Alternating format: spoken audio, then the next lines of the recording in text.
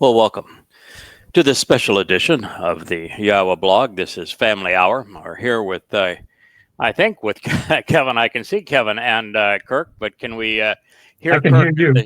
Okay, well, this is good. Okay, good. This is an improvement because now we can hear you. Until just a matter of a moment ago, we didn't know if we were going to have the pleasure of hearing Captain Kirk this evening, but we do have Captain Kirk there on below and Kevin above, and I am your host, Craig Winn. We're bringing this program to you really on a very somber occasion. It is in memory and to celebrate the life of the Babel's children whose lives were cut short by Islam. It was not only a great travesty that they were taken, and the film of them being abducted from southern Israel in the kibbutzim. It's tragic because you can see this mother clinging to her children, trying to do anything she can to protect them from Muslims who are apparently monsters. And make no mistake, this is not Hamas. The abductors were not members of Hamas, none of them.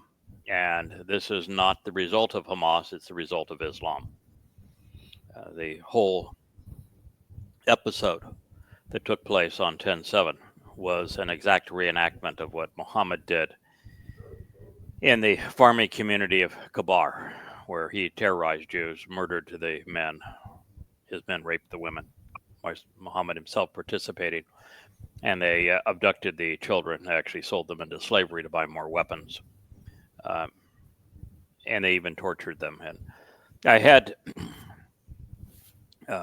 was really sad to watch that great display of demonic savagery that took place yesterday morning in Gaza. And then we awake this morning and we find out that the body of the woman wasn't even the mother, and that it was a Gazan woman, and that the children were not killed in a bombardment as the Muslims depicted on their propaganda, but they were strangled to death. Strangled to death. And then their bodies were mutilated. Islam is the most demonic and deadly and destructive religion ever conceived by humankind. And it is important that we recognize what it is and that we pay tribute to these lost lives by exposing and condemning the religion that stole them from them. There was another post that I put on the Facebook site today. I also made the rounds on X, and it is of the first responder, the medical worker, who had the grim task of going to the sites where the Muslims had been so brutal. And he spoke of parents, mothers, and fathers being tied hand and foot, and the children being tied the same way, and then the Muslims cutting off their fingers and toes just to be cruel. And when they were finished tormenting them, they gouged out their eyes. And the women that were pregnant, and how they drove knives into their bellies to cut out their fetuses. And how after raping women, they cut off their breasts.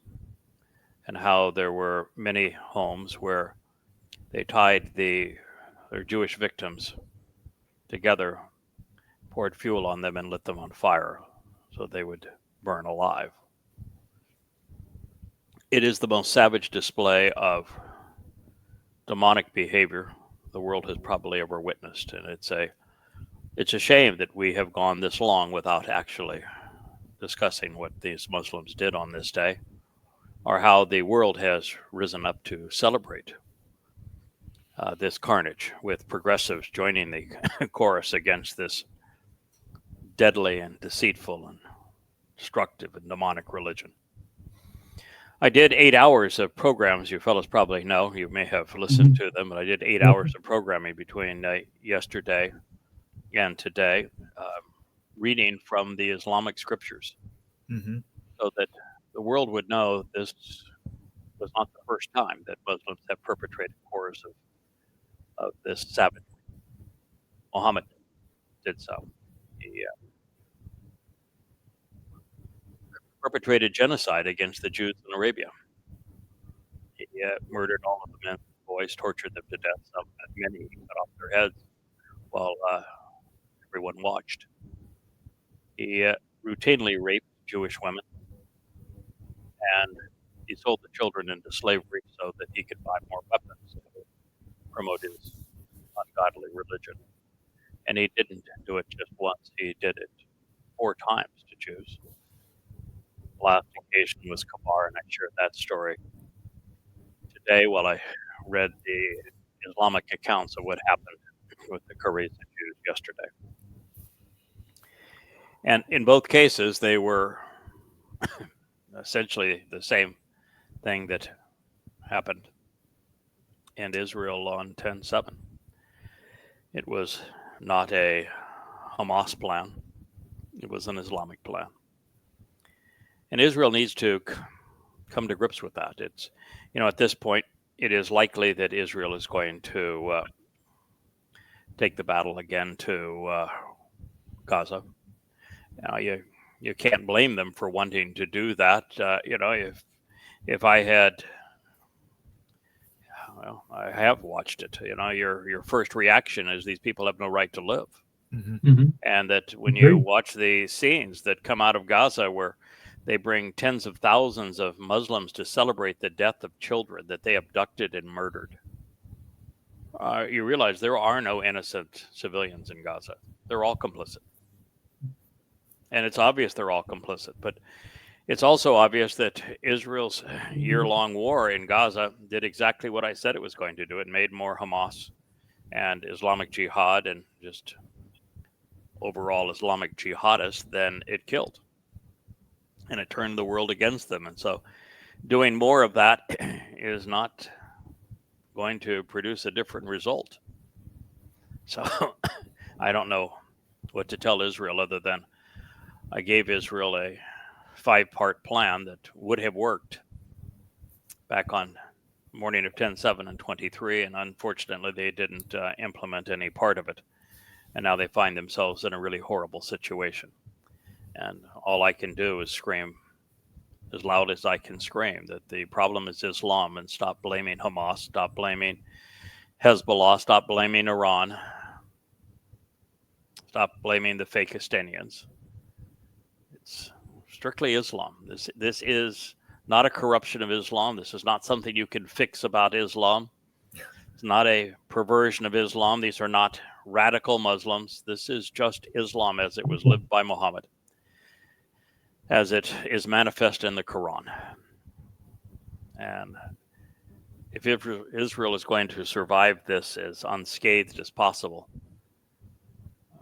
more Israelis are going to need to know who their enemy is, who declared war on them 14 centuries ago, and who is not going to stop until either Israel is wiped off the face of the earth or they kill every Jew. This is just the reality of the situation. I wish it wasn't true, but it is. So we're dedicating this program to lives stolen by the religion of death. YAHOWAH, well, now in year 1447, 1448 BCE, shared the following insights, fellows, with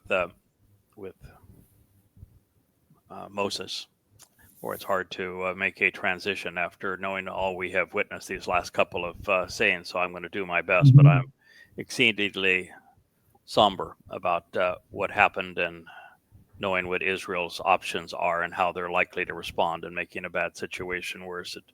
It breaks my heart. And so it's hard to talk to them about festival feasts, but nonetheless, that is their best option. So we're going to move ahead. And well, you said that, knowing that Islam is the problem, who's against them, also knowing their father and who loves them is going to help that situation too.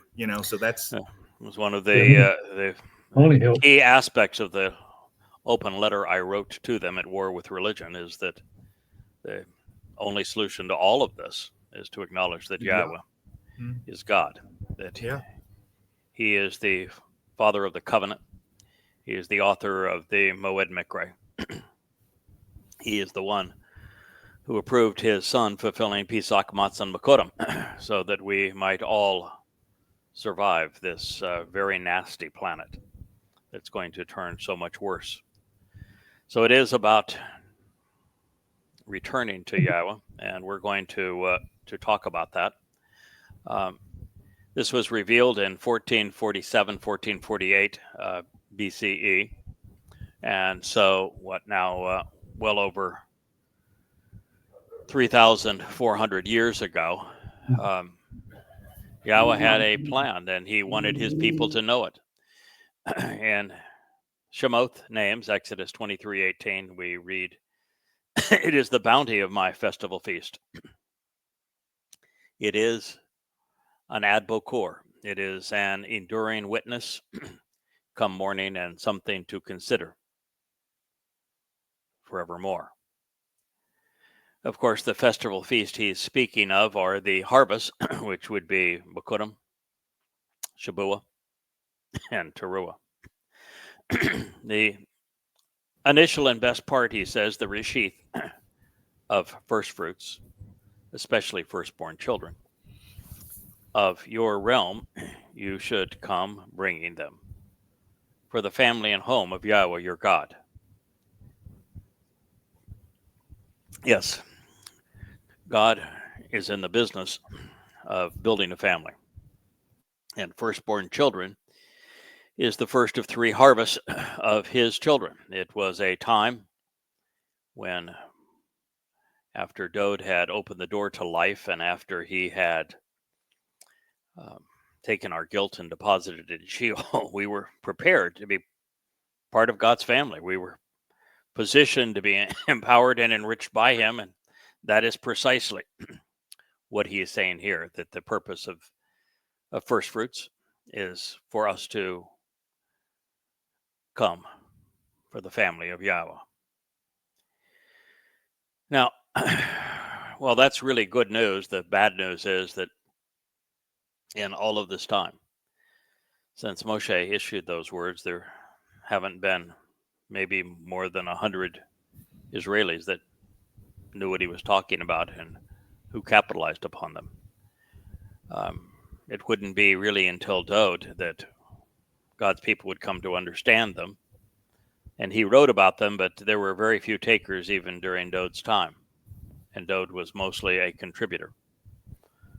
And since that time, other than the prophets, you could probably count on a couple of hands the number of Israelis that came to appreciate the purpose of firstborn children, as well as understood the correlation between the family and home of Yahweh and His Bereth covenant family. To resolve that, because there's very little time left, Yahweh wants a fruitful Shabuah harvest, which now is only 15 months away. Yahweh wants a final gleaning that saves as many of His Yisraelite children as possible, and He wants as many Yehudim and Yisraelites to capitalize on the benefits of Towrah once the Adamah Parah sacrifice prepares them for the homecoming as is possible. And to accomplish that, Yahweh recognized that He could not simply rely on the prophetic text that He had offered so long ago. The answer wasn't anywhere to be found within Israel. There wasn't a single Yehud who was willing to listen to Him, who could serve as a messenger for Him or for His people. And so, without a Israelite to reacquaint his people with his name and with the purpose of these Moed Mikre, Yahweh reached out to a messenger. He says, "Behold, I will send out a messenger, a representative who is especially informative and announcing this message, a malach." And fellas, this certainly draws our attention back to the identity of the malaka, doesn't it? Because this is simply the masculine form of malaka. And Yahweh is saying, "I will send out a messenger." And since the Yahweh's messengers, his witnesses, even his prophets, have all been men and women, principally men, that Yahweh has chosen to dispatch, this malach would be a man.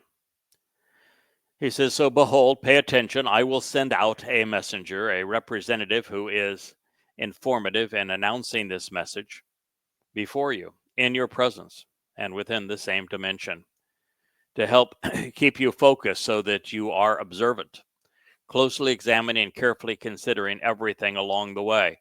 So this messenger's primary task is going to be to point Yisrael, who is being spoken to here, to the way to the family home. That path, of course, would include the aforementioned Bokurim, firstborn children harvest. There's only one path along the way when we're speaking of God, and so this messenger's job would be to reacquaint Yisrael with the proper meaning and purpose, as well as the timing of Pesach, Matzah, Bokurim, the upcoming Shabbat, then Towrah, the Kippurim homecoming, and then camping out with Yahweh on Sukkah. And he is pleading with Israelites to listen to this messenger explain the way so that they can consider everything he has to say about it. In addition, God says he will provide you with directions that will bring you to the source, the very dwelling place and home, which to offer the benefits of the relationship I have prepared. Yahweh has prepared a wide variety of homes, dwelling places for his people. Israel is clearly one of them as the promised land. He prepared Eden previously. He is reshaping the conditions of the entire planet back into what was experienced in Eden. And he has prepared the seventh dimension, his home in Shamaim, for the benefits of this relationship. These are all homes that God has made available to us. And so it is this messenger's job to reacquaint Israel with all that God has done for them so that he can bring you to the home that God has prepared and the benefits of the relationship that Yahweh is offering. And that would make this messenger akin to a sign, wouldn't it? Yes. Go that way. There. Right up the ridge line of Zion. Read the signs posted along the way. Understand how each of these Moed Mikre lead you home. Yeah, he's his job is to point Yisrael back home. In fact, it actually says to bring you back home. Bo is to come, to include, to enter, to bring, to provide directions in this regard. So that is this malach's job.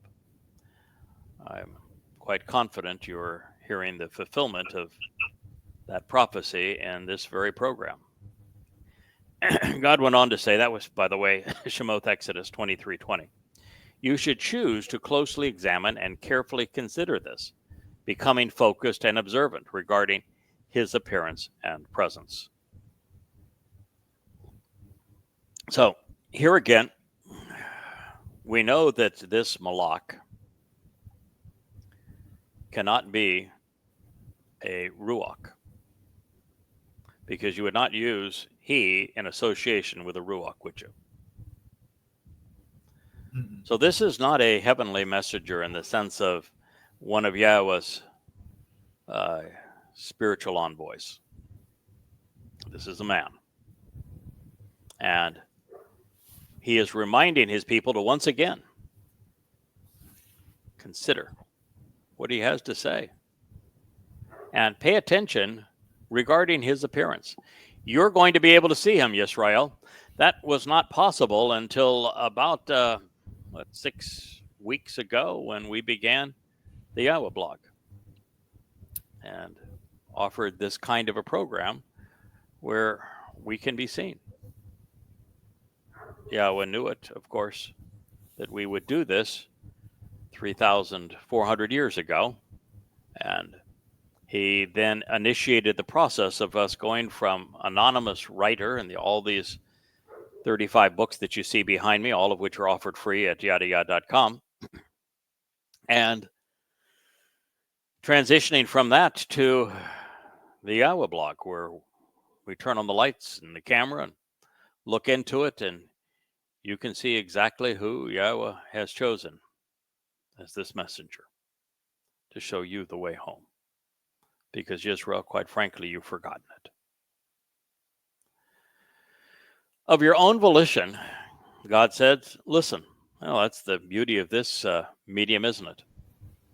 You can not only observe his appearance, but you can listen too. God obviously knew that this medium would exist 3,400 years ago, and that he would find a messenger through whom he could communicate to his people. And he is fulfilling that prophecy. Of your own volition, listen, Shama, through his cold voice. Do not become rebellious against him. Don't be defiant towards him. Don't be embittered or contentious, neither grieved nor bewildered. This is Mara. This is indicative of the waters of Meribah. It is indicative of the claims that Miriam made that, oh yeah, we too speak for God. This is serious business. God told us in previous statements that we have reviewed as part of this program, in fact, in this very narrative we're sharing with you right now, that we're not to interfere with the work of the Malak at this time, which would be the Ruach within the Choder, enabling this message. And it says, don't be embittered. Don't be contentious with him.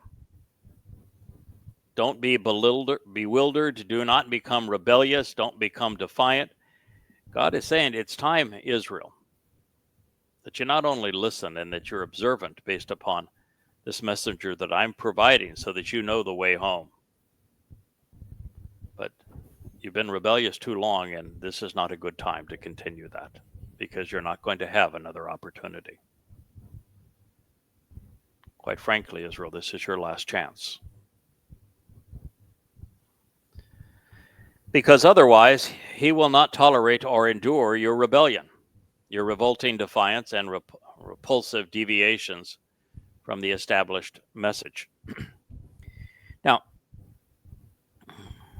Yahweh made a very bold statement there. He is telling his people that this messenger that he has chosen, that will appear before them, that they can listen to his voice, that not only shouldn't you be rebellious and embittered against, but that he is not going to tolerate any rebellion. Now, why do you think that God would say that he is, because he's talking about a man, he's talking about me. Yes. Why would God say that I would not tolerate or endure any rebellion? There's no time. This is it. We're on one thing. That's true. There's He's tired of if we're sidetracked, if somebody gets in our way, becomes an obstacle, we at this time should not be distracted, having to move that obstacle away. If somebody decides they're going to form a mother god cult, for example, and take those who were the most active in the, or many of those who were the most active in and supporting this away to do something that is rebellious and revolting. He said he's not going to tolerate it. He's not going to endure it. I think there's more to it, Kirk, than it just being we're out of time. Kevin, do you have a suggestion as to why God would say I was going to that? go to the next line. I mean, it's all about the name for me. I was going to go to the next line. He's not going to tolerate any messing with my personal and proper name integrated in his internal nature. That's what I was. Well, okay. My thoughts were. I think that's true as well. I have maybe I cheated on this answer, but I have, when I'm not trying to create more material for the YAHOWAH blog, I'm actually translating Yahweh's instructions from the Torah as to how he wants us to respond to those who are misleading, to those who are revolting, defiant, they deviate from the way. And Yahweh's instructions are cut and dry. Total annihilation, total obliteration. We are not to in any way, shape, or form try to understand them, try to tolerate them, accept them, associate near them, pretend that they are part of us. We are to go full tilt and total annihilation of those who are defiant, who have been repulsive, who are rebelling, who are embittered, who are contentious. It is God's way. And he made that very clear to the children of Israel. And so we read this same message from Yahweh regarding Dod, where he says, he's not going to tolerate those who come after him. Anyone who tries to discredit him is in serious trouble. They are not only excluded from the covenant and are at best going to die, that many of them are going to be sent off to Sheol. This is something that is really serious for God. And here is my take on it. Back in the time that God was speaking to his wayward children and during the Exodus, he had chosen a man to speak for him, that he would speak through. His name was Moshe. And he made it really clear that if you were to interfere with that in any way, in fact, if you were to claim that you also spoke for God, that you were expelled from the community and you were considered diseased, and that his advice was to shut up, otherwise you were going to make that transition from your soul dying to it going to Sheol. And that is because there's very few times that God goes to the point where he is overtly communicating through an individual to his people at a time that is essential for them. And this transition from slavery and Mitzrayim in Egypt to the promised land was one of those times. Another of those times is when he anointed David, the second of the three Zeroah, and united all Yisrael, defended all Yisrael, established the capital of Yisrael and Jerusalem, and announced that David would serve to fulfill Pesach, Matzah, and Bakodim, and he was the returning king of forevermore. That was a time that Yahweh said again, a second time, if you decide to be contentious at this time, he's not going to endure that. Be careful. Don't do it. Now it's the third time. And with the third Zeroah, God has picked another individual through whom he is communicating at a time that is essential for his people to know the truth. And any affront to his credibility at this time is devastating for God's people. It means fewer of them will make this transition into the covenant and survive. It means more of them will die. And so God is not the least bit tolerant of this. And when God chose me to do this, I'm sure that he recognized that I would be smart enough to realize that the only intelligent response to God is to do as he asks, to do as he instructs, and to the greatest extent possible, try to emulate his responses to all manner of things. If you read that this is how God wants us to respond and how he responded in a contentious situation, respond the same way. Yeah. You can't go wrong by choosing to model your attitude and responses after Yahweh's or after Moshe's or after Dod's. Oh, yeah. And you can't go wrong listening to what Yahweh instructs and doing it. You can't go wrong telling Yahweh that you will respond favorably to any requests he makes. And so Yahweh was aware that I would be as intolerant of embittered contentiousness and of the bewildered as he is. Glad you are. And I think that is the answer. So, we did a series of programs on this most recent rebellion, and there'll be more. And, there were some that says, let's get back on the other subject. But no, this is not God's way. God's way is you don't run from a fight. You don't go pursue a fight. If they're going to go off and somebody's going to go off and do something on their own and they're not going to be anywhere near you, they're not going to undermine anything that you've achieved, God doesn't care. Just leave them alone. But in this case, and there will be others, where the embitterness, the contentiousness hits very close to home, Yahweh knows that it is essential for those through whom he has chosen as messengers that they not be tolerant. God isn't. And you're right, Kirk, Kevin, the next line, Exodus 23:21, this is because my personal and proper name is integrated within his inner nature. I am quite certain that you could search all 8 billion people on this planet today and not find anyone where God's personal and proper name was more integrated into their very essence than exists in my situation. Mm-hmm. I reintroduced the proper pronunciation of Yahweh's name to Israel and his people 23 years ago. And I have written now all of these books based upon knowing Yahweh's personal and proper name, or Yada Yahowah, to know Yahweh. It is the first thing we say with this blog is the Yahweh blog. I recognize that when you lead with Yahweh, you turn most Jews off. They don't want to hear that name. And so I suppose you could say I have a choice.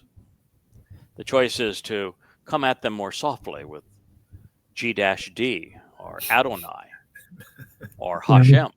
And working. Come at them in a way that they're accustomed to hearing. Don't be so antagonistic to the rabbinical scum or the leftist progressives. They're defiant and embittered and contentious as well. So that whole thing about being obliterated is, my name is Yahweh, and tell Yehuda my name is Yahweh. I'm pretty sure he'd be okay with that. Well, and I'm pretty sure he would not be okay if I tried to soft pedal it and lured them in with a few million Hashems and some G-Ds and some Adonais. You'd all be out of a job. I would be out of a job. That would be true.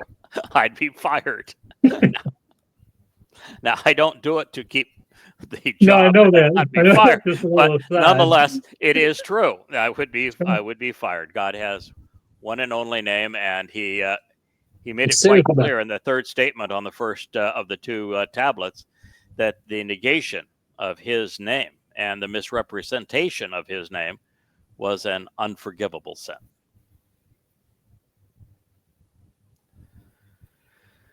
Seldom, as we've chatted about this, has there been anyone so resolutely focused on knowing, appreciating, speaking, and writing Yahweh's name. All of these 35 volumes are presented as Yada Yahowah, and in them, for the first time since Moshe revealed Yah's name 3,000, almost 500 years ago, I have explained its meaning, and now as well as how to properly pronounce it. That's his name, as we have shared so many times, is based on the verb haya, which means when spoken in the first person, ihaya, as Yahweh spoke it to Moshe, means I was, I am, and I will be. I exist. And then he told Moshe to tell the children of Israel that my name is Yahweh. That is my name, my one and only name, forever. And it's, not difficult to know how to pronounce Yahweh's name. It's the Yah and the Ah are from the verb haya, and the O sound comes from Torah. So this is not difficult to understand how to pronounce it. And so it is safe to say that Yahweh's personal and proper name is integrated within the nature of everything we do, including, well, you see over my left shoulder, this is the symbol of Yahweh, his menorah, and beneath it is Yahweh's name. And then if you look to my right here, we have a Yahweh block emblem, and we speak in Yahweh's name. Maybe throw it out. If you don't like it, go away. Yeah. If you want to pretend it shouldn't be said, go away. We can't help you. The first step in forming a relationship with Yahweh, while it is to walk away from religion and politics, it requires us to accept, to acknowledge, to embrace, to understand, and to love Yahweh's name. Yeah. He goes on to say, indeed, if you listen very carefully to his voice, speaking of his messenger now, and you engage, acting upon everything that I say for the benefit of the relationship, then I will be openly hostile to those who oppose you, demonstrating rancor towards your adversaries. I will, when required, besiege and defeat your foes. Shemoth names, Exodus 23:22. So the remedy for Islam's murderous fixation on Jews is right here. Yahweh's name. Yeah. If we could just get Israel to embrace Yahweh's name, to speak in Yahweh's name, to trust in Yahweh's name, Muslims wouldn't be able to kill them. That's what God just said. And it is my job as this messenger to tell you that. Surely my malak, my messenger, will go before you so that he can help you return to what has been promised. Wow. It's waiting for the day. Wow. Isn't that hasn't that been our purpose now for 23 years? Long as I know. We are here before Yisrael to help Yisrael return and embrace and benefit from the promises that Yahweh made to Abraham, Yishak, and Jacob, to Moshe, and to Dod. That is why we're here. We want to help you return. That's why we're called a messenger. That's why Yahweh continues to speak of this voice. He says, then the terrorists, they would be abolished. There would be no marauding Muslims, no one abducting your children and strangling them to death, no one putting them in coffins after hacking their bodies to pieces, keeping their bodies as trophies for over a year, and then parading them around as a religious celebration. He says, including the Muslims who, the militants, we might as well read Muslims, that's what he's talking about, including the Muslim militants who claim that the country belongs to them and who want to divide it. Isn't that amazing how precisely accurate that was? I was just thinking that, yeah. Wow. Yeah. Then the terrorists will be abolished. Wow. And the militants who claim that the country belongs to them and who want to divide it, they will be humbled and subdued. Be like the Assyrians, disappear overnight. This declaration known. And, we spent 8 hours telling you that that is the answer. Therefore, I will reject them. I will kick them out. Yes, God's not going to try to incorporate the Muslims into Israel. He's going to kick them out. And then I will efface them. That means completely erase them. Just as Jews effaced Yahweh's name, Yahweh is going to efface these Muslim militants, annihilating them, causing them to disappear at that very moment in time. The moment Israel embraces Yahweh's name and all that it represents, there will be no foes of Israel. The Muslim militants will be no more. Boy, it sounds like such an easy solution, doesn't it? Why drop 1 million bombs? Yeah. Right out of it. Why allow your country to be ransacked? Why put yourself in a position where the whole world hates you when all you had to do is accept Yahweh's name? The offer is open-ended. You could do this tomorrow, Israel. Wow.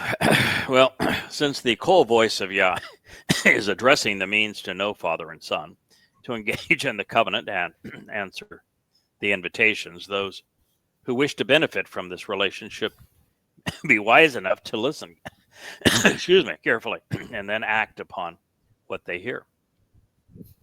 The reason that Yahweh immediately transitions to the Malach messengers, rancorous adversaries, is because by the very nature of delivering God's message, he will be viciously attacked. And by zealots of all stripes, whether they be religious or political or social animals, he's going to have to impugn a lot of naysayers. Those who rage against God's call will outnumber those who listen by 1,000,000 to 1. And that being the case, Yahweh wanted his people to know which side he is on. He's on the side of the one, not the million. If you want to find him, you need to listen to the one who God is standing beside. Well, this suggests that the final witness speaks to Israel, obviously, during the latter half of the time of trouble, so that he will have the capacity to abolish terrorists and to humble and subdue God's foes. Yahweh will annihilate those who come to annihilate Jews by speaking through his Malach messenger. It will not be prudent to oppose him. The two worst things a person can do at this time is to promote a religious agenda in opposition to Yahweh's voice and people, or to challenge, to be contentious with his messenger. Since there is no reason to debate with them, and not at this last date, God's choice now is simply to eliminate them. You should not vocally support their gods or speak on behalf of their deities, and you should not serve with them or work with them.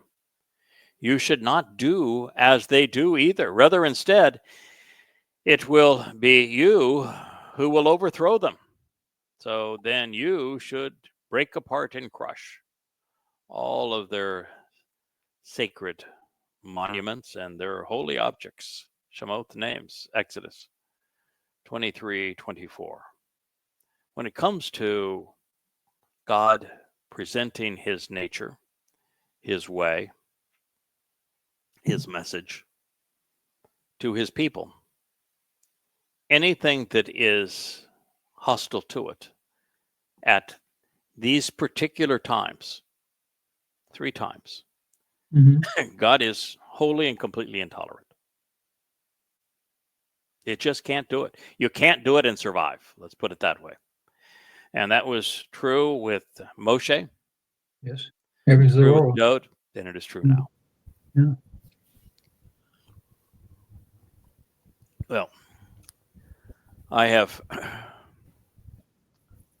long coveted the opportunity, and many of you have heard me say, to obliterate the Dome of the Rock and Alaska Mosque. And it says that you shall break apart and crush their sacred monuments and holy objects.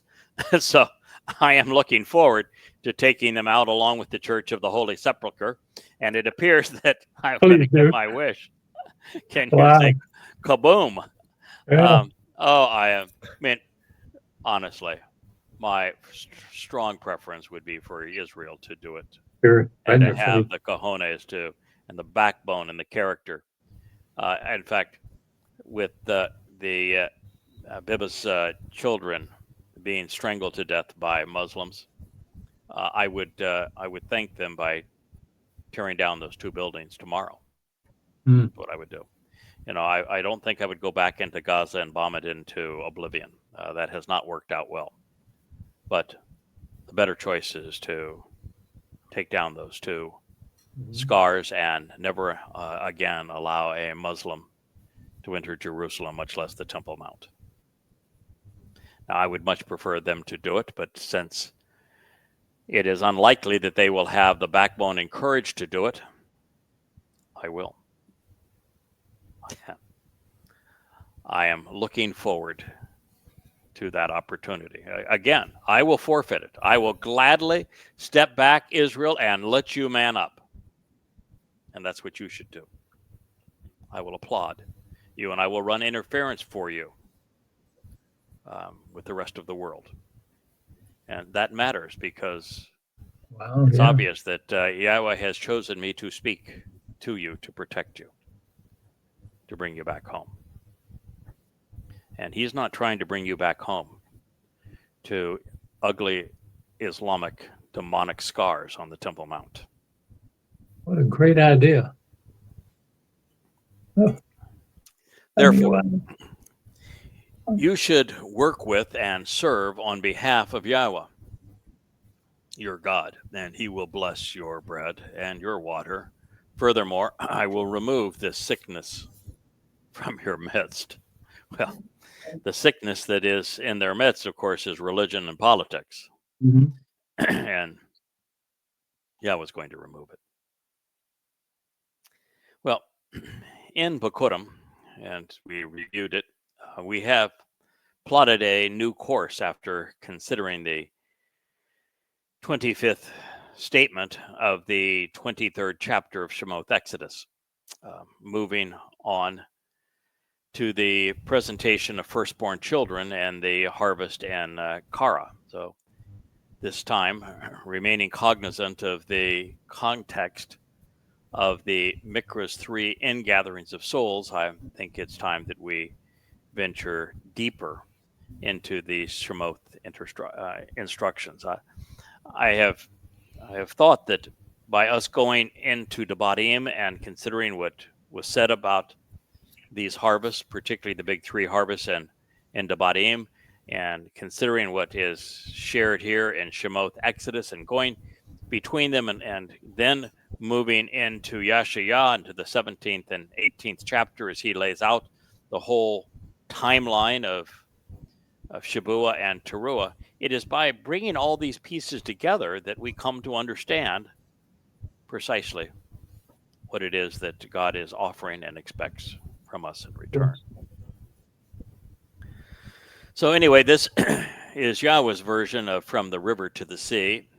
Israel will be free, and they will be free of fake Estinians, of course. Those who have tried to drive the Jews into the sea will be banished. Then I will set your borders from the Red Sea as far as the Sea of the Philistines, and from the wilderness to the furthest extent of the river. Indeed, I will give into your hand the inhabitants who have settled into the land. Yeah, I'm going to set your borders, all right. They want to carve a state out of the heart of Israel, which is the land I gave to my people. They want to claim that they're the Philistines. Well, from the sea in Gaza, where the Philistines once resided, to the wilderness, to the furthest river, which would be the Tigris and Euphrates, I'm going to set your borders, and I'm going to give into your hand the inhabitants who have settled in your land. Then I will drive them out, and I will banish them before your very presence. So what Israel has been unable to do and unwilling to do, God's going to do. By the way, today Trump did exactly as I thought he was going to do when asked about turning Gaza into a resort and then moving Gazans into Egypt and to Jordan and building an emerald city for them in those places. He backed way off. And he said, well, yeah, I thought it was a pretty good idea, but, I'm not going to force it. I've thrown my idea out and, we'll see what happens. In other words, he's recognized that it isn't going to happen. And then he complained and he says, the Jordanians and the Egyptians, it was really disappointing to hear what they had to say because, as you know, we provide them with billions of dollars annually. In other words, he didn't negotiate this with them previously and just spurted out the most ridiculous of inane statements and now realizes that it isn't going to happen. And so he's just going to let whatever happens take place. And no good comes from that.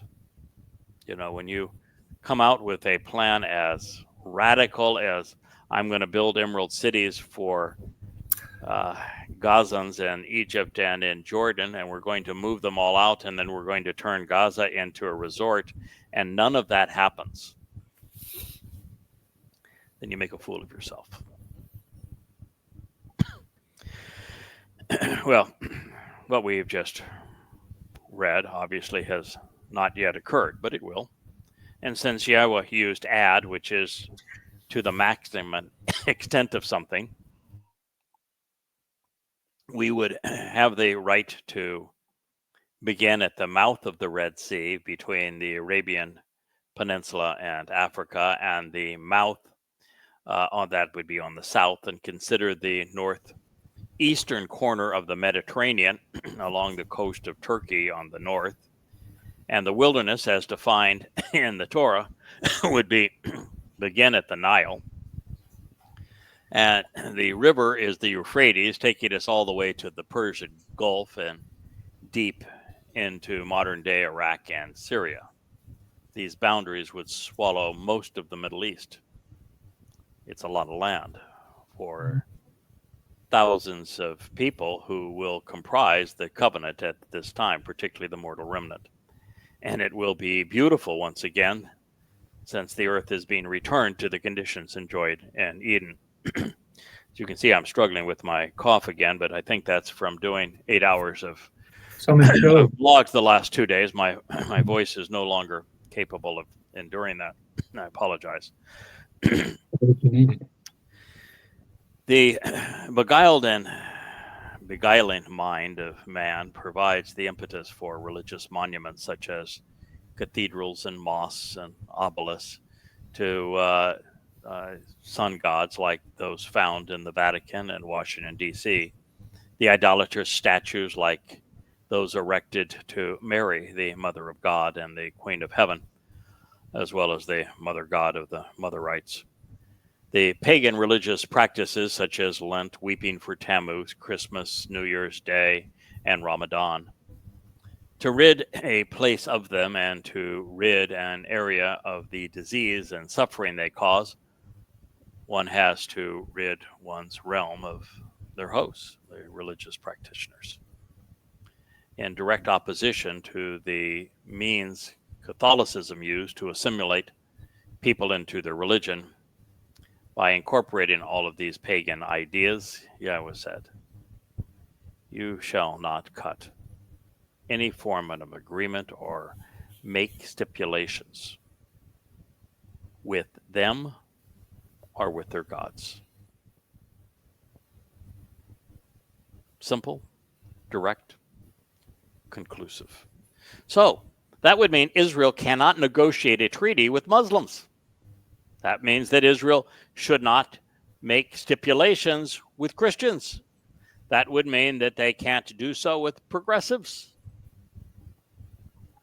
You know, Yahweh is pretty straightforward in this regard. You're either with him or against him. Great, yeah. Those are your situation. Do not form a covenant with them. They're very different from Islam. Islam says that if a Muslim forms a treaty with a non-Muslim, it's not binding on the Muslim, so lie all you want to. And Yahweh just don't engage with them. Nothing good is going to come by engaging with them. Don't trade convicted killers for the bodies of your children. Don't negotiate and capitulate with Islam by negotiating a deal for the return of your hostages. Don't do that. I'm sorry that means that more of them would have died than been liberated, but look at the cost that Israel has paid and the upcoming cost that they will pay for having rewarded the acts of 10-7, which is what they did when they negotiated and offered such terms where thousands of Islamic terrorists were freed who had been rapists and mass murderers to get back innocent hostages. You can't do that, Israel. It was suicidal. God told you not to do it. Don't pretend that you are serving Yahweh, that you're a Torah observant, and do such hideous things. So there will be no negotiating with Muslims, no capitulating to the United Nations. The instruction is for there to be no negotiated settlements. And that means that Yahweh is diametrically opposed to the two-state dissolution. And while rabbis inculcated Greek customs and imams, rabbinic traditions, none have been as bold in syncretism as the Roman Catholics, who built their religious empire by incorporating the myths and traditions of the Babylonians, Assyrians, Egyptians, Greeks, and Romans, even the South Americans, allegedly to lure pagans to the church by emulating their traditions. Guadalupe. They are really good at that. Easter, Ishtar Day, with bunnies that lay eggs that are all colorful. Christmas trees celebrated on the first day of winter, the winter solstice. It's 9 months later, of course, after the Mother of God is impregnated by the sun's rays on Ishtar Day. Of course, the son of the sun is born on December 25th. These are all examples of what they have done. The Trinity was Babylonian. Sunday worship, Babylonian. calling the god Lord, Babylonian. Lent and weeping for Tammuz, all Babylonian. And every aspect of Roman Catholicism is pagan. There are but a few examples of the putrid pagan pontifications found in Christian swamps of religious poison. For example, Imperial Rome's and Janus's New Year's Day, also known as the Octave of Christmas and Solemnity of Mary, the Mother of God. The Epiphany is another, St. Valentine's Day, St. Patrick's Day, Lent, Ash Wednesday, Palm Sunday, Easter Sunday, the Feast of the Assumption of the Blessed Virgin Mary, the Nativity of St. John, Halloween, All Saints' Day, the Advent, the Feast of the Immaculate Conception, and Christmas, the Nativity of our Lord.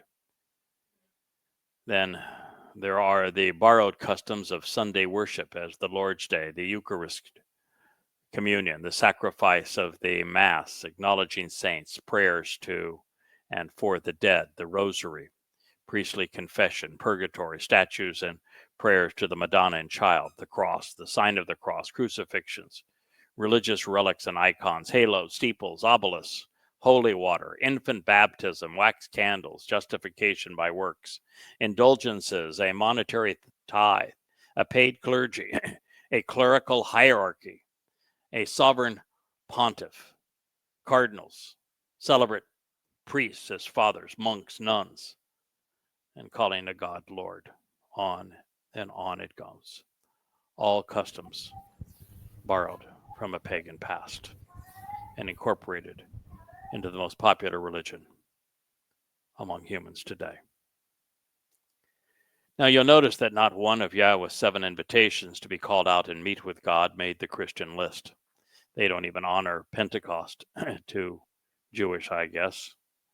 And then there is the Babylonian Christmas tree and its lights and decorations, the Babylonian Yule log, their circular wreaths, the Santa and Babylonian Easter bunny and the dyed eggs, which are part of the hunt, and the Babylonian Easter ham and the hot cross buns. It just never seems to end. In direct violation of Yahowah's instructions, rabbis have instituted the pagan celebrations of the Babylonian head of the year called Rosh Hashanah, the fast of Siom, Gedolith, Rosh Kaddish, Iyar, Yom HaAzmot, the counting of the Omar, Shimshat Torah, Hanukkah, Tu B'Shavat, Tisha B'Av, Asherah, B'Tevet, the blessings of the month of Tammuz, and of course, Purim, to name a few extracurricular religious holidays. And it should be noticed that on Hebcal, the most popular rabbinical calendar, Matzah, Bikurim, and Towrah aren't even listed. Matzah, Bikurim, and Towrah aren't even listed. Moreover, Shabbat is always set on the wrong day, and Pesach and Kippurim's dates are routinely moved to keep them from falling on a Muslim or Christian holy day, as God has to change his calendars to accommodate the other religions. Well, God's not politically correct. He is not a proponent of multiculturalism. Tolerance is not a divine virtue. Simply stated, the edicts of socialist secular humanists are in direct opposition to Yahowah's instructions. And that is for one very important reason. They should not remain in your land, lest they cause you to miss the way to approach me. This is because if you serve their gods, then indeed it will be an enticing and incapacitating snare for you. Shemot names 23:33. So, in the land of Israel now, it's called the Holy Land, where the three Abrahamic religions all have their holy places. What's God's view of that? No. Just no. It's simply no. No. There is no negotiation. No Judaism, no Christianity, no Islam. I'll better get out. No nothing. I'm sorry. No, I'm not sorry. No, and I'm not sorry. No. And, if ever religions have caused Jews to miss the way, they are Christianity and Judaism. Because Christianity was conceived by piling enormous amounts of religious rubbish right on top of the most important truth that God's people need to know to find the way to him, which is that though David is the Messiah, the Son of God, and the one who fulfilled Pesach, Matzah, and Bakorim in year 4000 Yah, 33 CE, and he's the one who is returning as the King of Kings. And of course, Christianity stole all of that from him. His titles, his achievements, his relationship with God, all of it. And so Jews are so sick about the Christian lies that the last thing they want to hear is that there really is a Messiah. There really is a Son of God. There really is someone who came in year 4000 Yah, 33 CE to fulfill Pesach, Matzah, and Bakorim. And oh, by the way, he happens to be the most Yehud of all Yehud. He's Dode. And then, of course, Judaism went one step further, and rather than acknowledging that everything that happened in 33 CE had been predicted by Dode and by Yashayah and by other prophets, chose to come up with a false prophet of their own. And you know what happened with because of Rabbi Akiva's Bar Kokhba. So it did cause Jews to miss the way to approach Yahweh. And this is because if you serve their gods, then indeed it will be an enticing and incapacitating snare for you. There are more Jews for Jesus and Messianic Jews and Black Hebrew Israelites and Hebrew Roots movement folks by probably 1,000-fold. And there are those who actually know Yahweh, observe his Moed Mikre, and are part of his Berith covenant. That's sad. Of course, it would be by 1,000,000 to 1, and compared to Rabbinic Judaism as well. Mm-hmm. It's sad. Yahweh has been exceedingly unpopular, and particularly among his people. Well, the Torah's critics are quick to pull statements related to the conquest of the Promised Land from their context and then declare that the God of the Old Testament was wrathful. It's true, he was. He's exceedingly intolerant.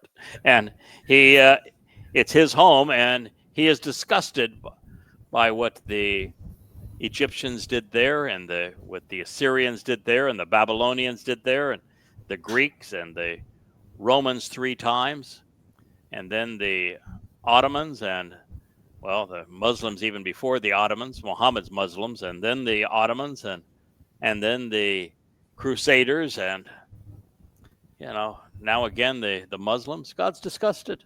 He is intolerant. And he is going to be exceedingly wrathful. But, in this particular case, they never ponder even for a moment the reason God wanted the religious and political out of the tribal enclaves within Israel in the 14th century BCE. Simply stated, it was the most merciful and intelligent thing to do. And it is again today. If Jews had removed Muslims from Israel, 10/7 wouldn't have happened. Those who criticize God's approach are representative of the problem. Their religious and political viewpoints preclude millions from viewing this in the proper context.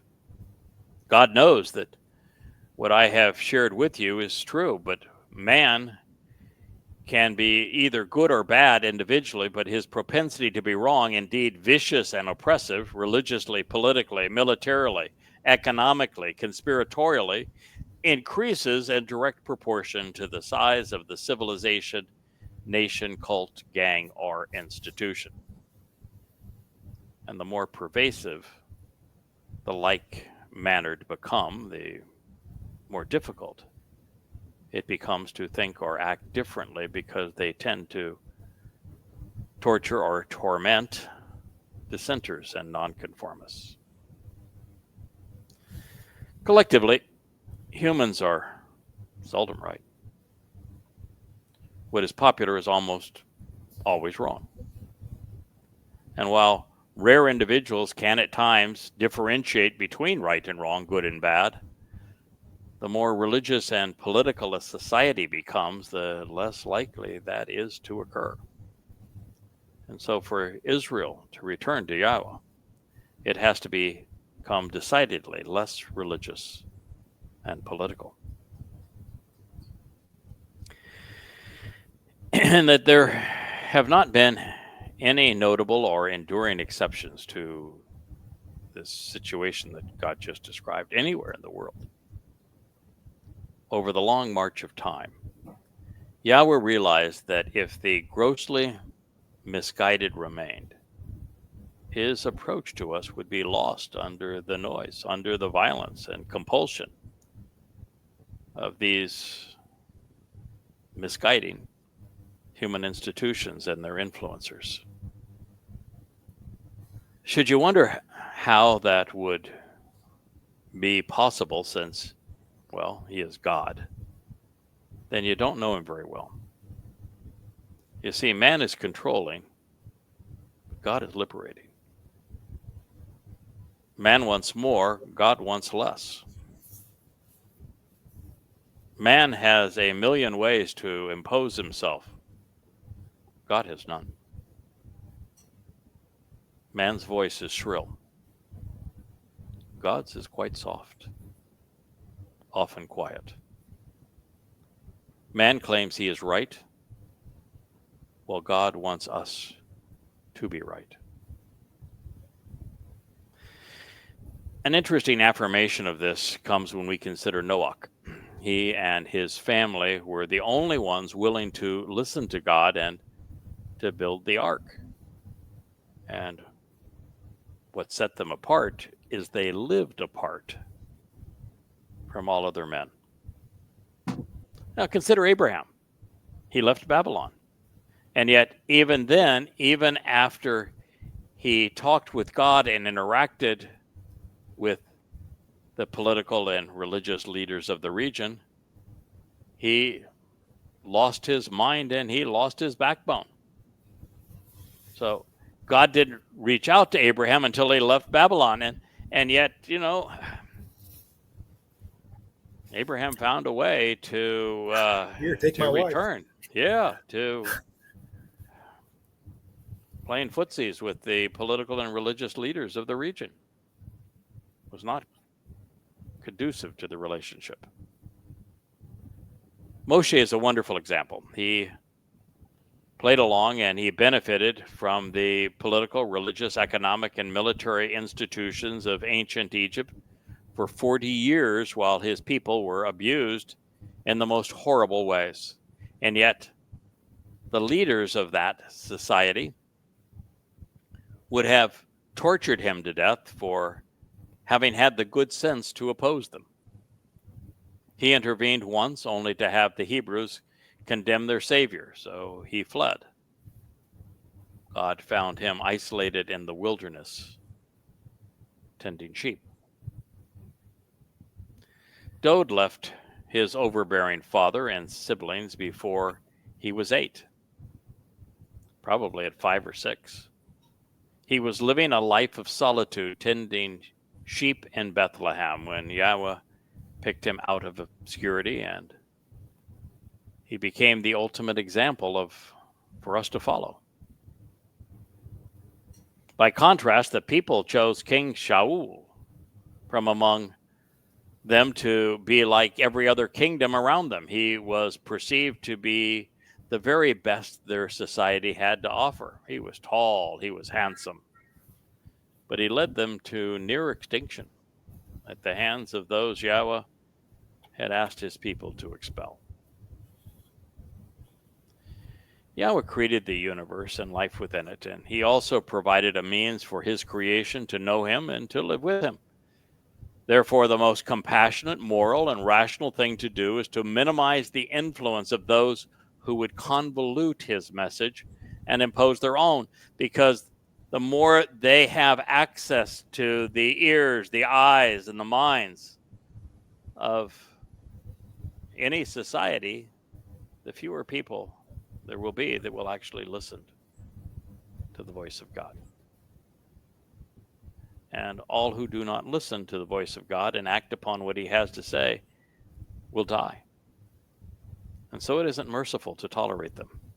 It's a guarantee of death. It's why from the time of Malachi to today, there isn't anyone who came to know Yahweh, became part of his covenant, attended his mikveh as they were designed, and has entered Shamaim. As the world became so political, so religious, so conspiratorial.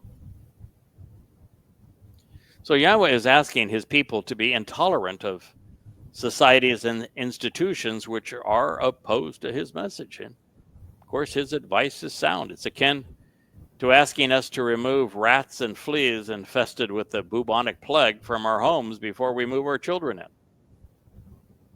Should society accommodate them, they will eventually infect and kill everyone.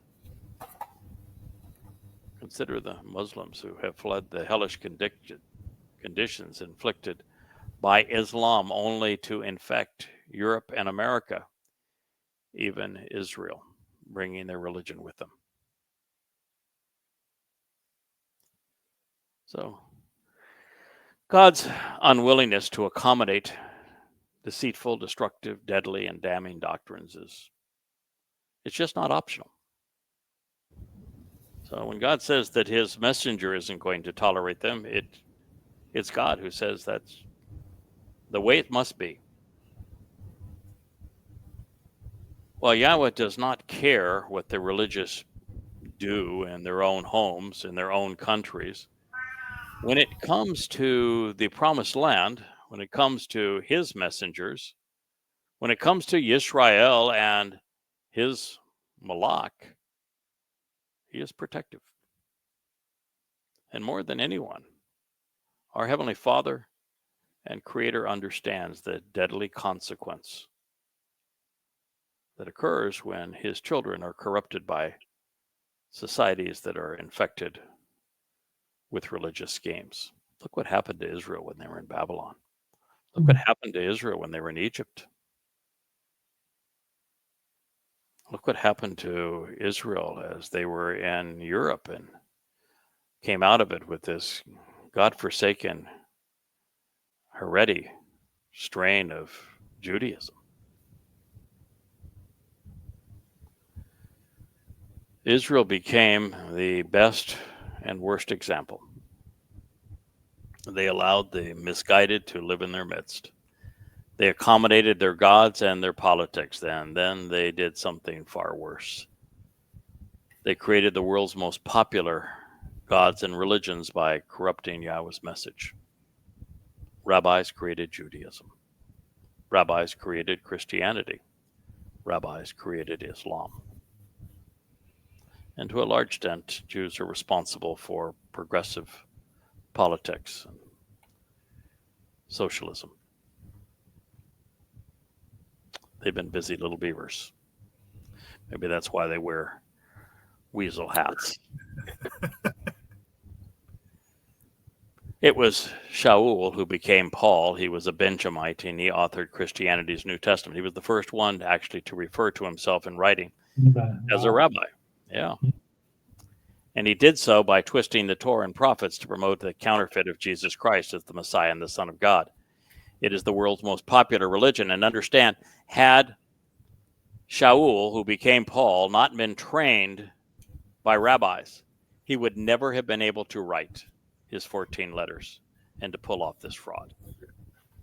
It is only from the knowledge he gained as a rabbi in training that put him in a position to create a false Messiah and crude counterfeit of doubt. And of course, in Yathrib, had rabbis not sold Muhammad readings from their Talmud, the Quran wouldn't exist, Islam wouldn't exist, you would never have heard of it.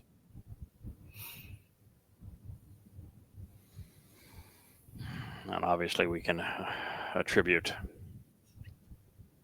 Judaism to Jews and rabbis. Muhammad was very likely a Jew. I would say it's about 90% certain, although not a very bright one.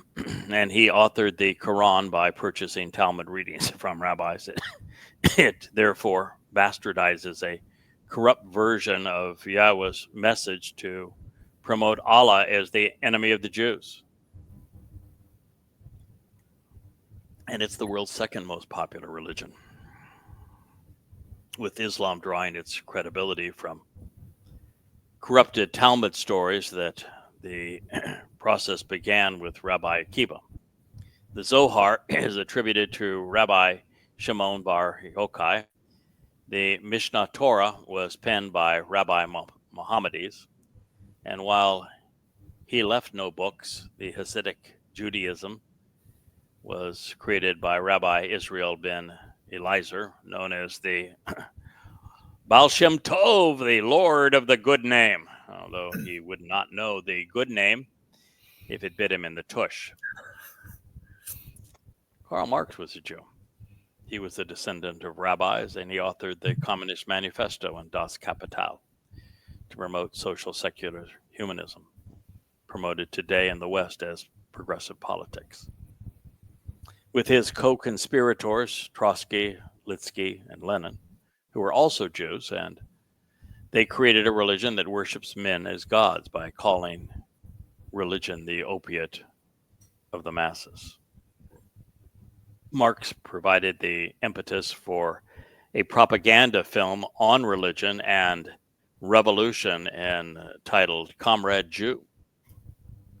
A book published in the same era has Jews professing, "We only wanted paradise on earth."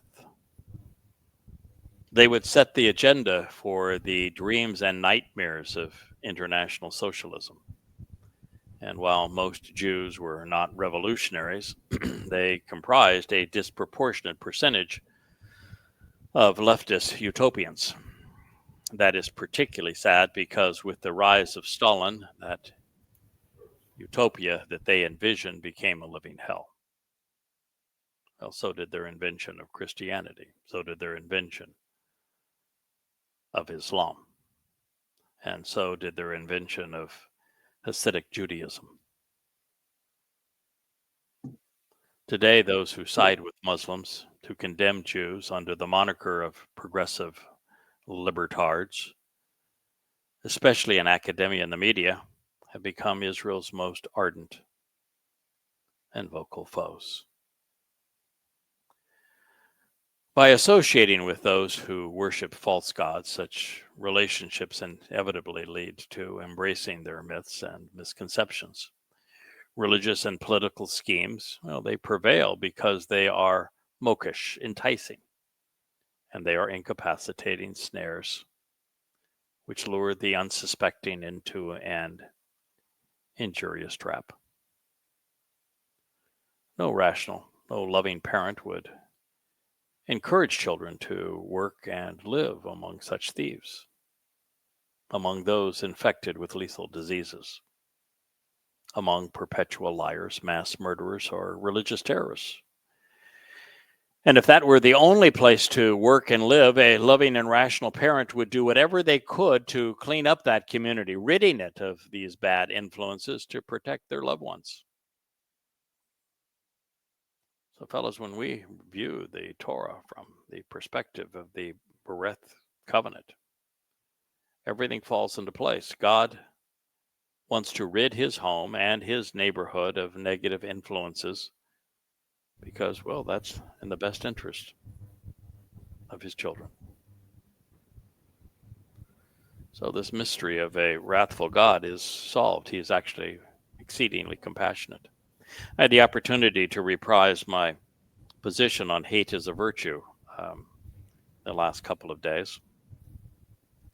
And it is true that until we learn who to hate, what to hate, why to hate, and how to hate, we can't be compassionate. We can't be loving. We can't be moral or just. And this is Yahowah's point of view. Mm. You know, if after witnessing what happened on 10/7 and then how Muslims celebrated the death of babies yesterday doesn't cause you to despise Islam, then you simply aren't, you aren't moral. You may not even be human. Not in the sense of being a person with an Islamic conscience.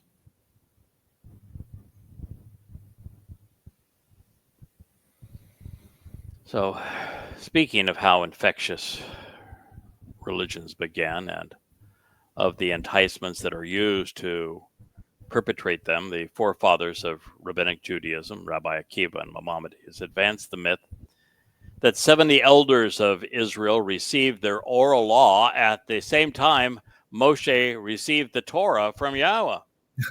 And they actually claim that their oral law, now as it appears in the Jerusalem and in the Babylonian Talmud, is Torah. Stealing and counterfeiting God's title. Just like they counterfeited a false Messiah. But in this very next statement, God says otherwise. And then to Moshe, he said, ascend to Yahowah. You and Aaron, Nadab, and Abihu. But the 70 from the elders of Israel, you will come up with your own oral explanations by acting independently, influencing yourselves with your own interpretations and your own verbal communications from afar, at a great distance away. Shemoth names, Exodus 24:1. How can you claim to be Torah observant and walk around with your Talmud, which you call a Torah, when God said this in his Torah? Mm-hmm. Fellas, is there any part of this that's not clear? Didn't say you can do that. Yeah, it says the 70 of Israel, you know, and they claim it's the 70 that came up with the oral Torah at the same time. Here it's saying that 70 is going to come up with their own oral explanations. They're going to act independently and influencing themselves.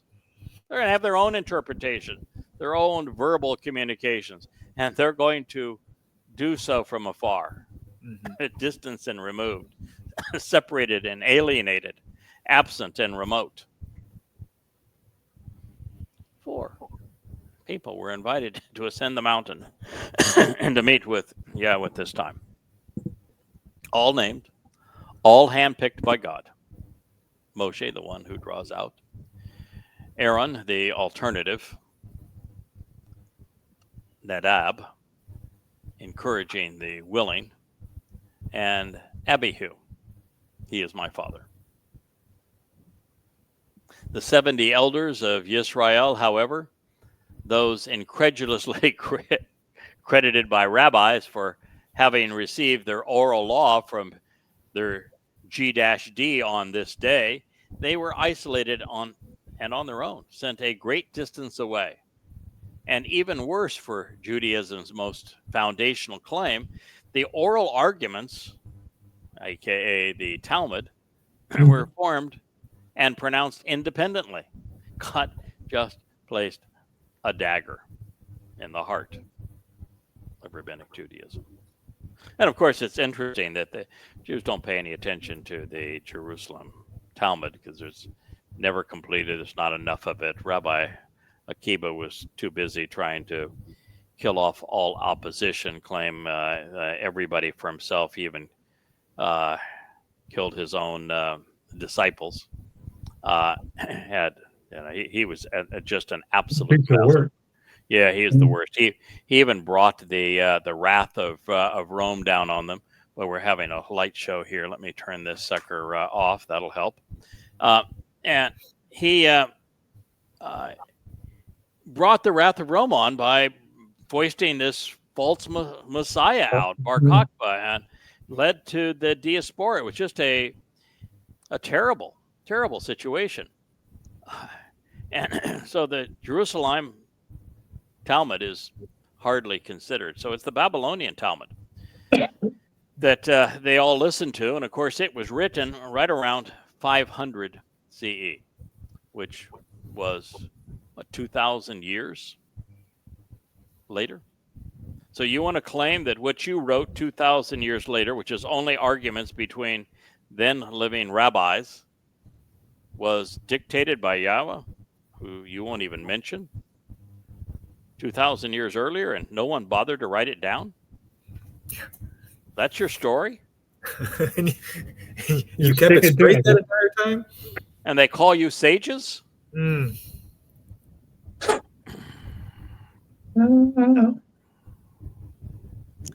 Yes, the 70 elders were isolated on their own. They were sent a great distance away. And worse for Judaism's foundational claim, their arguments, their Talmud, was formed and created independently. YAHOWAH provides a precise prophetic portrayal of the greatest curse to befall Yehudim and Yisrael. Jews have caused more harm to themselves and with their own diatribes against Yahweh in their Talmud than Christians and Muslims combined. I'm convinced that Yahweh's least favorite religion is Judaism, followed by Christianity and Islam in that order. That's not to say that he doesn't despise everything associated with Islam. He does, but Islam is so stupid it only would fool a fool, and he's not really much worried about Muslims being fooled by Islam, because you do have to be an idiot to think that the Quran came from God. But he's only bothered by Islam and that the Jews have allowed it to fester in their midst, and it continues to kill God's people.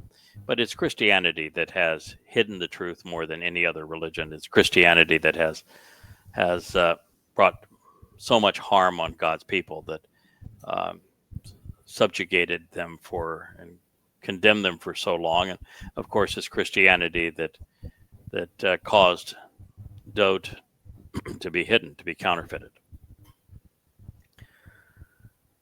But all in all, God is exceedingly anti-religious. And it is moments such as these that we realize that all of the religious are without excuse. They not only have unfettered access to Yahweh's testimony, but they can also claim that these words contradicting their religion were inspired by their God. The Almighty has said they're only fooling themselves. They remain men rakok, far away, a great distance away, removed, separated, and alienated from Yahweh. I recall back in 2021, as a modern-day Israel struggled to form a government using the parliamentary system after 4 unproductive elections, that Benjamin Netanyahu's hold on power had been forged by placating the most zealously religious, and it had faltered. And while he would later reclaim it during the tussle for control, a rather putrid article appeared in the Jerusalem Post. It is dated June 1, 2021, and I want to share it with you. It Sure. reads as follows. The Council of Torah Sages, read Talmud scholars, of the Degel HaTorah party, including the most senior rabbis in the Haredi, which is ultra-Orthodox sector, Mm-hmm.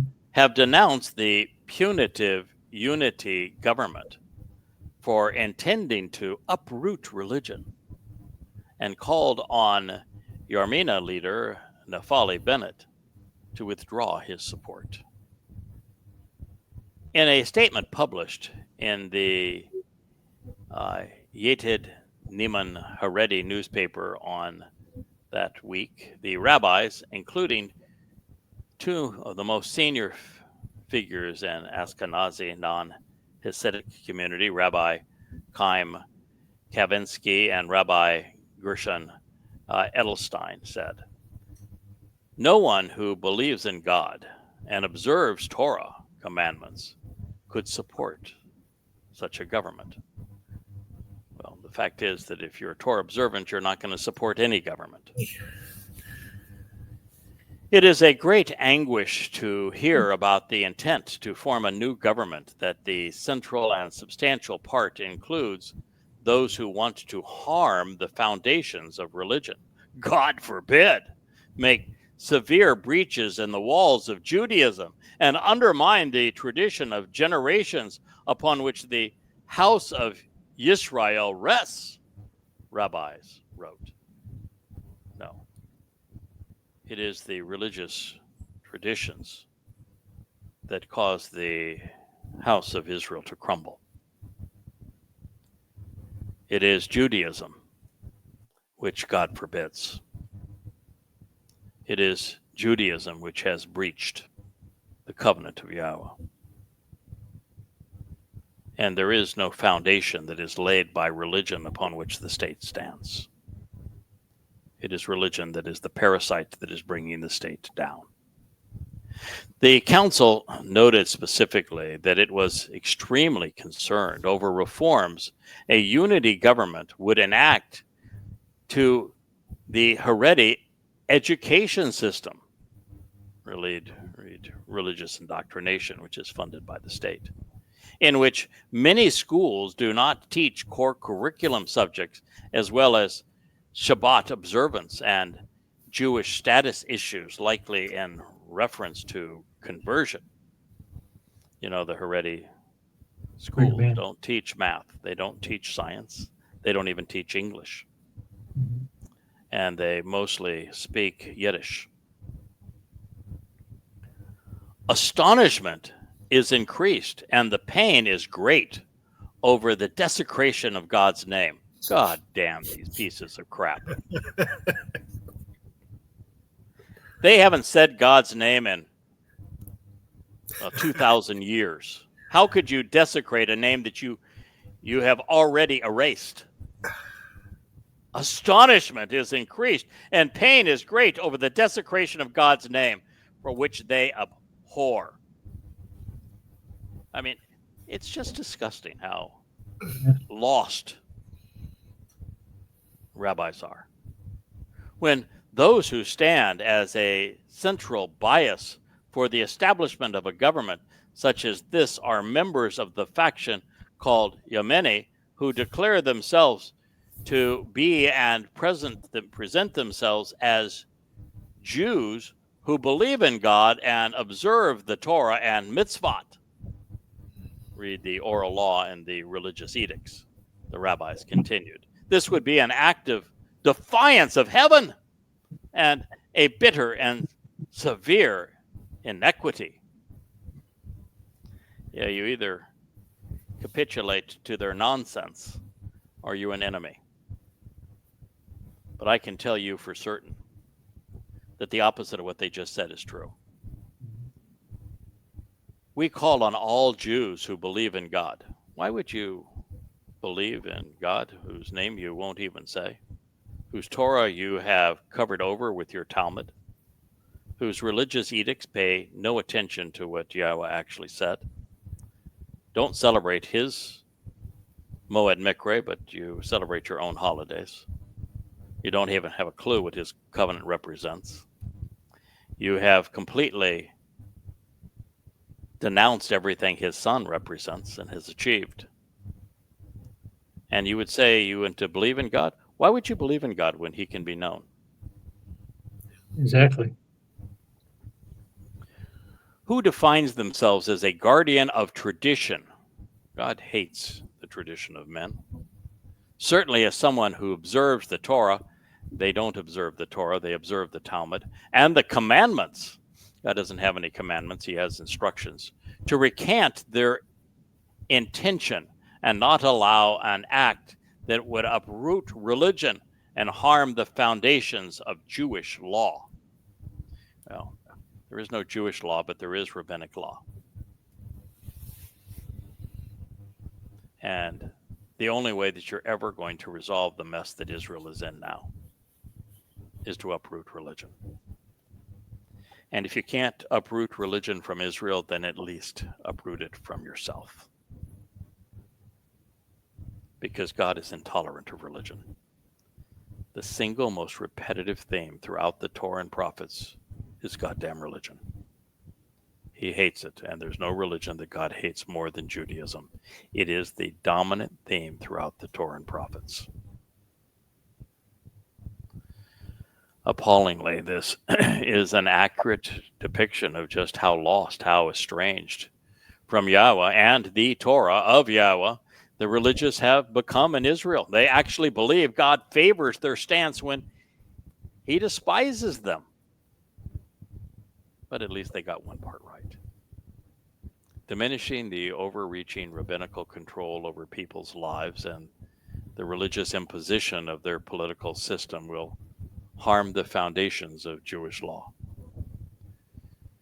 It will have just the opposite effect, however, in heaven, where Yahweh encourages the release of his people from religious bondage.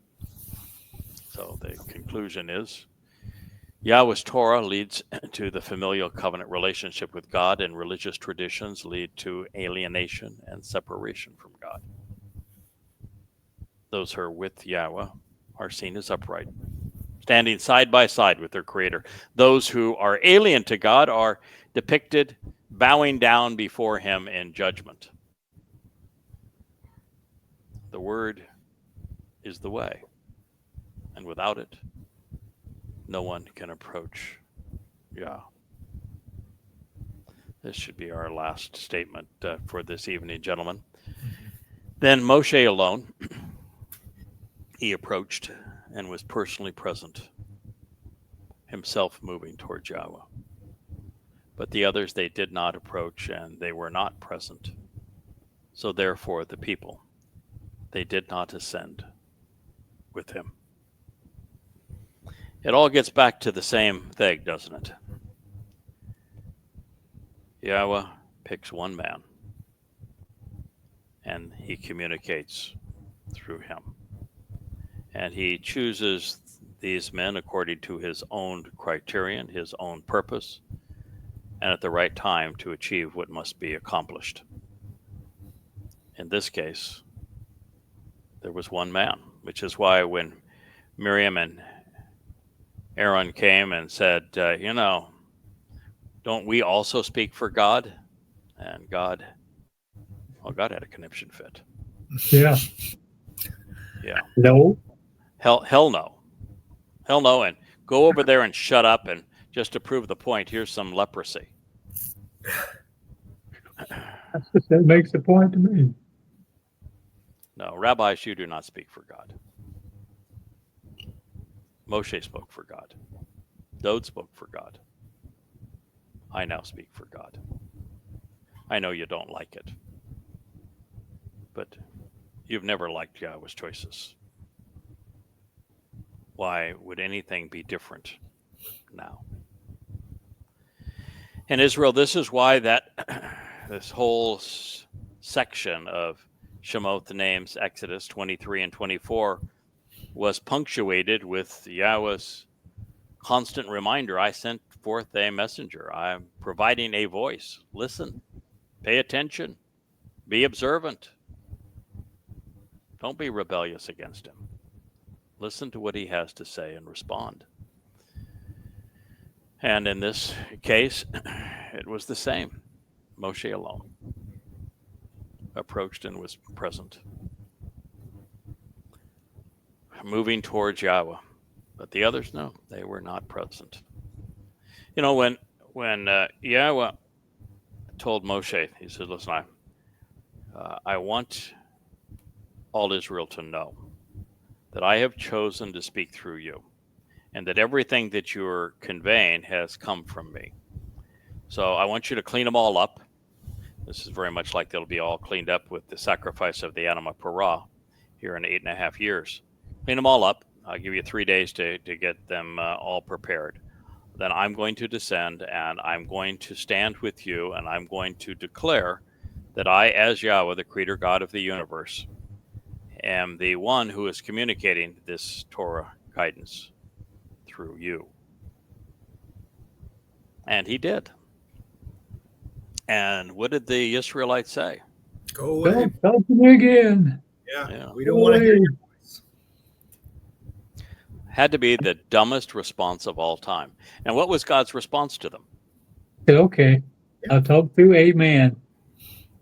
Yeah, he said, I get it. That's fine with me. I can go along with that. You guys So are not like fun to be. You guys are miserable anyway. You've been miserable right from the beginning.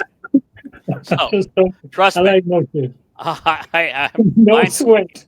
through Moshe, and I'll pick the people that I choose to speak through from this point on, because the last thing I want to be is down here with you, because quite frankly, you're miserable. And so that's the way it's been ever since. So Israel, now you're being told to listen to the voice that is coming to you through this program. And Please do. yeah, God's saying, you better listen. You better pay attention. You don't have many tomorrows left to get this right. And just as 10:7 was murderous, the next attack is going to be far more gruesome. The prophet Yoel says it's going to be unlike anything that the world has ever seen before, more atrocious than and deadly than anything the world has ever experienced, worse than the Holocaust. And the prophet Yeshaya concurs, saying exactly the same thing. And so you not only don't have many chances left, you're going to be a miracle if you're one of the few that survived to the end. So you don't have much time to get this message right. The time of Jacob's troubles, well, the birth pangs began on 10:7 of 23, exactly 10 years to the date that Yah was going to reestablish Eden on earth, on 10:7 of 33. But the time of Jacob's troubles began in earnest on a Shabbat, the Shavuot harvest of May 22nd of 2026, 7 years before Yahweh's return with the Messiah Dode. And his advice to you is to be guided to the Shavuot harvest so that you don't have to endure this. Fellas, I know that just one last thing before we close. Mm-hmm. Kirk even wrote me an email on it to say there's a lot of discussion and some people are confused over the Great Eight, if you will. The 8 individuals that Yahweh said will be a team working in support of Yisrael in these last days to call God's people home. And it's a very unusual list. It begins by saying a son or a daughter. So these will be Israelites, a man and a woman. And then it has a male and a female co-worker, likely not Israelites. That and the woman, it says particularly that she's one that will measure up. We're told there will be a uniter, and we're told that there will be a sojourner, somebody who has been devoted to traveling on this journey with Yehudim for this purpose. And then we're told there will be a fatherless orphan and a husbandless widow. Those are, of course, very symbolic terms. And those will be the 8 that support the work of the Towrah leading up to the midpoint of the time of Jacob's troubles, where we will all ascend Mount Moriah and speak to God's people. And there's every likelihood they'll continue past then. When you read, and this comes from Devarim, when you read Yeshayah 56 and 57, Yahweh speaks of a number of people disappearing, and that they disappear in connection with this Shavua harvest. And the religious and political establishment will have no clue as to where they have gone. So I share these two things with you to say that it is likely, perhaps certain, that everyone who is actively engaged in the covenant, who is contributing to the purpose of Yahweh, which is to do this very thing that is being spoken of here throughout Shemot, the 23rd and 24th chapters, which this is no game. Our purpose is business. We are here to call Yahweh's people home. Yes, sir. And you know that's just the job. If you don't like the job, go away. And we're going to do the job according to Yahweh's instructions, and we're happy to do this job. That Yahweh is withdrawing all of us, and I can't tell you if He is withdrawing all but myself and this great 8, if you will, for an hour, a week, a month, a year.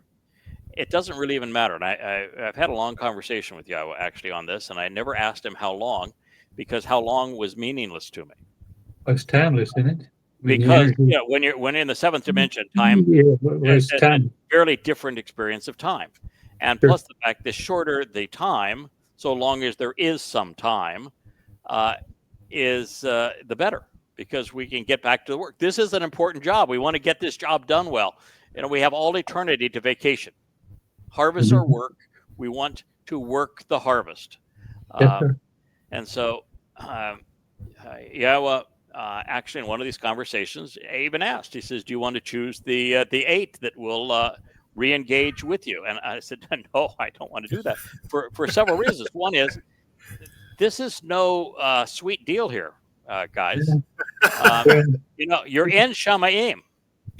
All of the burdens of the world are gone.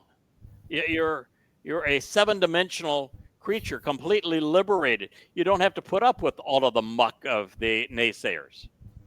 There's no religion. There's no politics. There's none of this stuff to battle. You know, there's no Jews being massacred, no babies sent home in coffins while the murderers celebrate. There's none of that. To leave that and to come back to be here, it's probably all the way through that 7 years in support of what will be this mission that Yahweh wants to accomplish with me, and then it's Elia and myself. This is no vacation, I want to tell you. This is tough duty. And so it's only volunteers, and Yahweh's obviously going to want to pick men and women, and there's both, that have skill sets that he wants to use, like Moshe had skill sets. Dode had skill sets. He picks people that have aptitudes that he wants to use. And so my deal was, listen, I'm not going to volunteer people, because, man, you got to volunteer for this job. You got to want to do it. And second of all, wouldn't it be terrible to go back and have the wrong team, and there was something that needed to be accomplished, and you got nobody. On you, huh? Yeah. Yeah. You know, as we found out from my experience in social media, I'm a slow learner when it comes to some of this new stuff. Well, I think I've done okay in the video blogs, but, you know, no, I don't want to be responsible for choosing the team. And, you know, there's certain people I'd really hope that are part of it, because I really enjoy their company. But, you know, again, this is a job. And so I said, no, you get to choose. You're a much better picker than I am. What an honor. Yes, but so it doesn't really make any difference for us to know now who those 8 are. I'm quite certain that, well, it will be rewarding. It's not something that's going to be a lot of fun. We just know that they're going to exist, but we're all going to get a recharge in Shamayim. And I can tell you that some one-on-one time with Yah, a little opportunity to rub shoulders with Dode, to learn the things that we missed that are still important to know from Yah, to be acquainted with Yah before we are partners. I mean, there is a lot of stuff that would be really energizing and enlightening and empowering and restorative. As I've said before, I think that my wife is telling me that we're within 5 minutes now of 2 hours, so I'll wrap this up. But Well, what was one of the traits that Yahowah was looking to, if you're going to pick a voice, you got to pick the guy that's willing to talk today. Today will be 6 hours of just fun, huh? video live streaming. So it's going to be important that we're up to the task of doing what Yahowah wants. I'm sure it will be rewarding, but it's going to be tough work. And think of too that as we move through this process between Shabuah and that harvest and Towrah, God wants a meaningful number and of quality Yehudim, not only brought into the covenant family, but protected and educated in that 7 years. And so it's a big job to do that and to defend Yisrael and to call not only for this harvest, trying to make it as fruitful as possible. It's a really big job. And my only reason that I was so interested in it is it just didn't seem to me to be consistent with Yahowah. That for 3.5 years, at the most important time in human history, I get that. He'd pull his team away. Yeah. And because their voice can do nothing but improve the likelihood that wonderful people join the covenant and make eternity richer. And so this was Yahowah's answer. He said, no, I've explained this to you, but you need to go read it and spend some time translating it. You'll find the answer, and we've got it all worked out. It's you're gonna get what you need, and what we need is a recharge. And if you look at what happened with Moshe, he finally wore down. It was just too much, and Dode clearly wore down. It was way too much. And you can hear my voice faltering after 6 hours today. We can't keep on going without being recharged. And this is that opportunity. And now the job becomes so big and such an imperative to prevail that we really need this time that Yahowah can provide to up our game, if you will, so that we're much more effective in our communication with his people.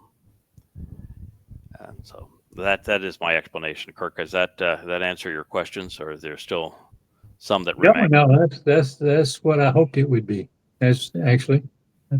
Yeah, that's what the teaching from both the Torah and, of course, from our buddy on the textbook on proper chodoring, Yah, have to say. And I find that if you can go through the Torah and find the basis of something, and then you go to Yah to explain how it all works out and timing and details, you got a pretty good answer. And Yah's explanation, we'll present it in one of these shows. It's really brilliant what he had to say in the 56th and the 57th chapters. It's inspiring, and it's going to be marvelous to be part of it. Well, gentlemen, it is now fully 2 hours. Thank you both. As I look here to my right, Kirk, I'm glad we got you in here in the Thank you. Kevin, thank you again for being part of this. My wife is telling me to back up, that I've now put my head behind your pictures and need to move There you back I'll slide over. this way. It's nice to have a producer that can tell you when you Not how it works. when you moved off screen. That was a rookie move right there. What do you want? The chair's on rollers. I thank you guys for being part of this, and we look forward Night, Kevin. Yep. next week. Absolutely. Thanks again. Appreciate it. Good night. Good night. Good night. Shabbat Good shalom. night. This has been Shabbat shalom. Good night. See y'all later.